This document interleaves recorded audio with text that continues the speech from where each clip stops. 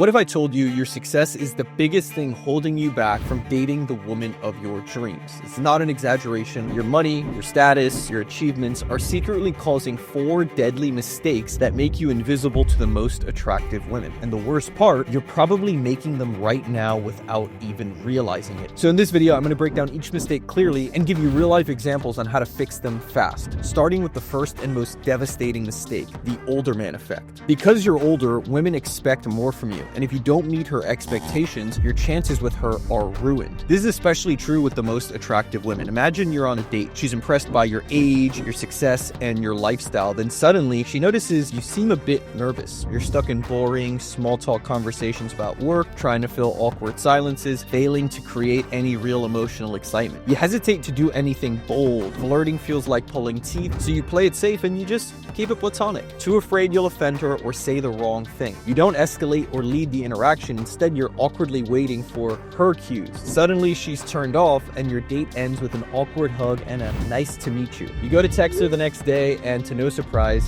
she ghosted you. The hard truth is that at your age, she expects confidence, intelligent emotional communication, and masculine leadership. Without these, she sees you as an undateable man-child. And just being blunt, a 10 out of 10 woman isn't willing to put up with a man-child who doesn't know what he's doing around women. And the older you get, the more unacceptable and obvious this gap becomes. Every day you don't fix this, the gap widens and attraction fades. And worst of all, your options shrink. Just think about it. If a 19-year-old is nervous and uncertain on a date, not a big deal. He's still just a kid. 23-year-old, maybe he's a late bloomer. He's still pretty young. He's 28, oof.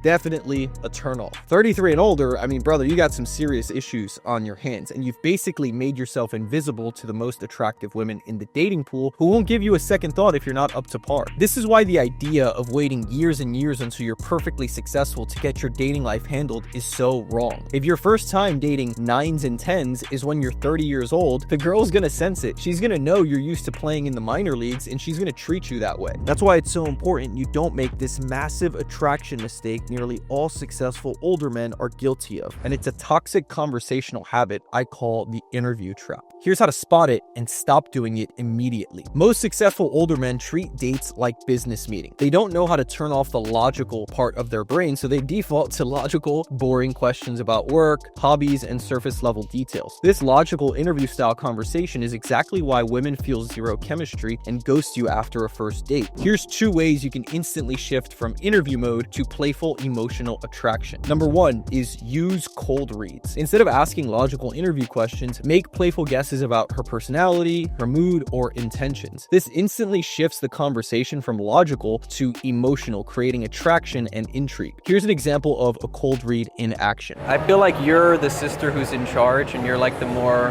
one who follows the lead. Baby.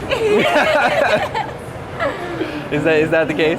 We have another middle sister too who's not here right now. Oh, I see. Yeah, so she's literally the baby. In this approach with 2 sisters, notice how I profiled the one girl as being in charge and the other one being the baby. This immediately got a reaction, had them laughing, and made the conversation more fun and engaging. Cold reads like this can work in cold approaches, first dates, or even over text because they trigger playful banter and create emotional chemistry fast. Mastering the art of cold reads like this is one of the first things I work on with clients inside my private coaching program because it's such a game changer and builds instant attraction. So don't overlook this. And if you struggle with building romantic chemistry like this and getting strong emotional reactions in your interactions, whether it's a cold approach or a first date, then you can click the first link in the description and apply to work with me personally, where I'll literally hold your hand and give you an easy blueprint to follow so that your first dates feel smooth, effortless, and filled with attraction. Now, the second way you can avoid the interview trap is to stop asking logical questions. Immediately remove all standard interview style questions from all of your interactions. Instead, replace them with cold reads, playful assumptions, and bold statements about her that invite playful responses. Now, once you know how to fix the interview trap and your conversations are going better, there's still a hidden dating killer that's likely sabotaging you right now. And the scariest part is you've probably been doing it unknowingly for years. It's because older men often suffer from what I like to call success entitlement. And chances are you're making this mistake right now without even realizing doing it. Women don't want to date your resume. They want to date you.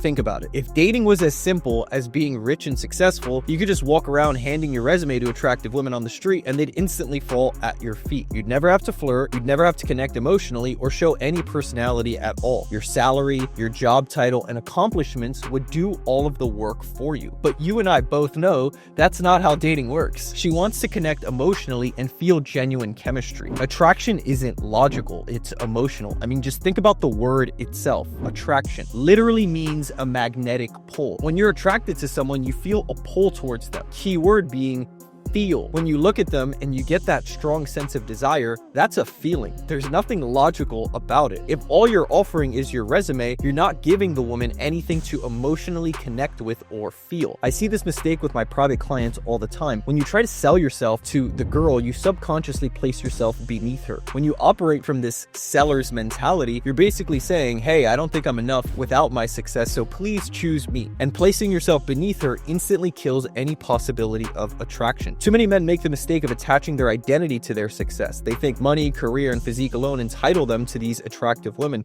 But here's the problem. There's always someone richer, in better shape, or more accomplished. It's a losing game. Ironically, for a lot of successful guys, the more success you achieve, the more fragile and risk-averse you become towards rejection. I've coached over a dozen millionaires just here in New York City alone. Men who've dedicated years to success, and yet they still come to me confused and say, I have money, I have status, why am I still struggling with women? The answer is simple. Your resume and status may be enough to get her initially interested, but it's not enough to keep her long term. Now, if you struggle with this problem and you want a solution, here's an actionable way to incorporate this on your next date. Deliberately avoid mentioning your job, success, or wealth for the first 30 minutes. Instead, focus on getting to know her, teasing her on what she says, making observations, and playful flirting. This will automatically put you in the fun frame rather than the boring frame and open up way more opportunities for her to feel attraction towards you. Now, mastering your conversations is important, but if you don't fix this next mistake, you'll never even get to meet the women you really want. It's called social circle degradation, and if you don't fix this immediately, you could soon wake up completely isolated, hopelessly behind, and invisible to the women you want most. The way most people date is through their social circle. Your friend invites you out somewhere and you get introduced to a new woman, and before you know it, boom, the two of you hit it off. Here's the problem with that. As you get older, once you leave high school and college, you're no longer meeting women through friends of friends because you're just not seeing your friends as often. People grow up, move out of their city, get jobs, get girlfriends, get married, and they start to disappear. Especially if you're a successful man, your routine likely just becomes work,